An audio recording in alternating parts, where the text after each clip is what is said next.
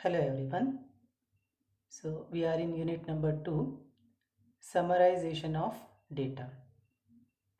So in the previous video we have seen relative frequency distribution table, and also we have seen that how to draw relative frequency distribution table from the given data set.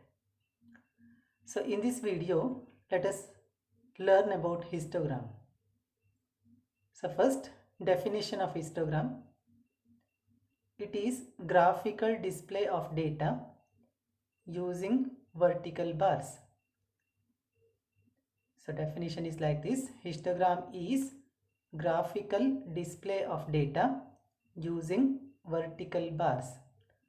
So histogram idu graphene ತರದ ಒಂದು display.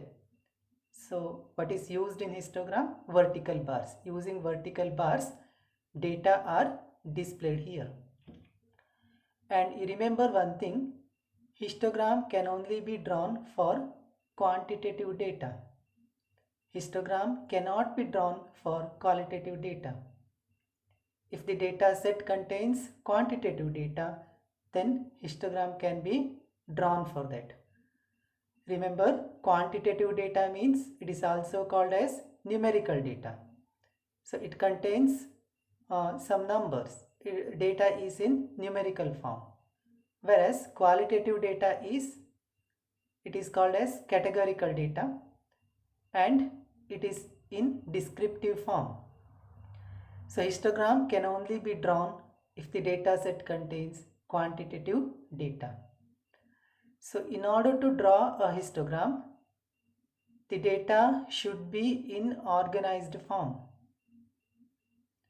So how to organize the data set?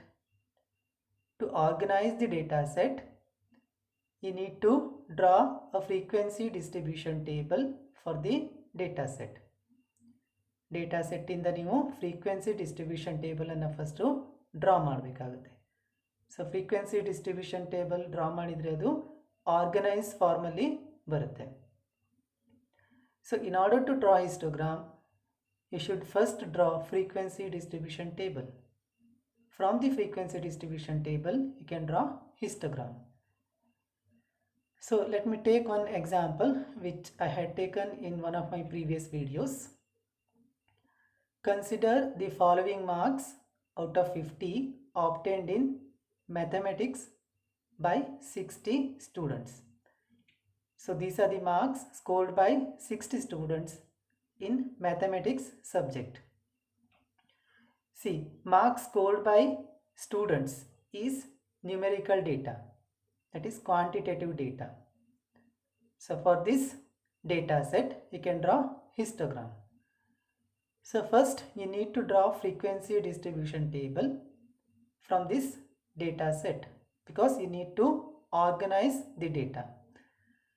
So in one of our previous videos, we have seen how to draw frequency distribution table for this particular data set. So frequency distribution table is like this. So this is the frequency distribution table.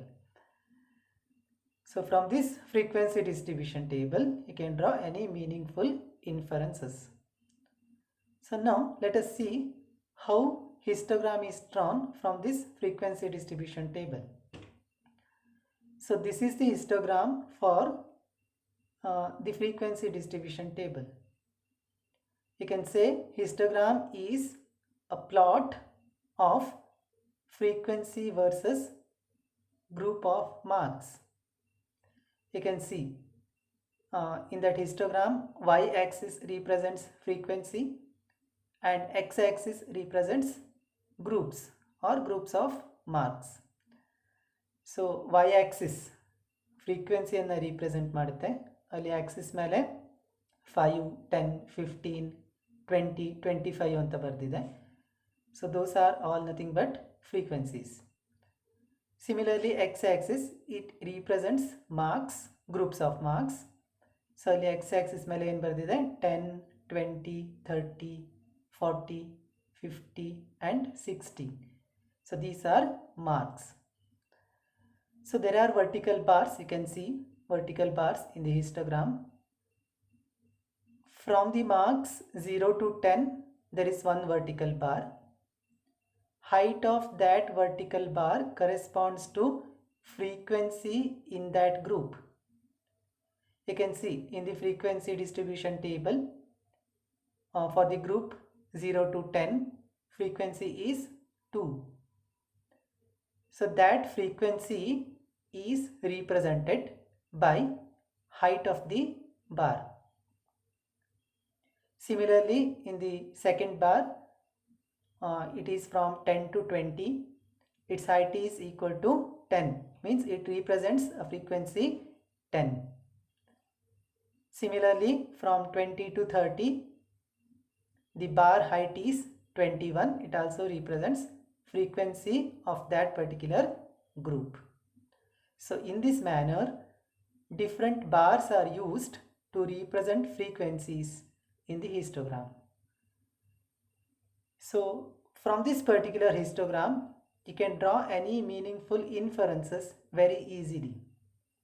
See, if I ask you a question, frequency of which group is maximum? You can easily tell, or you can easily answer this question from the histogram. You need to just check the bar with maximum height.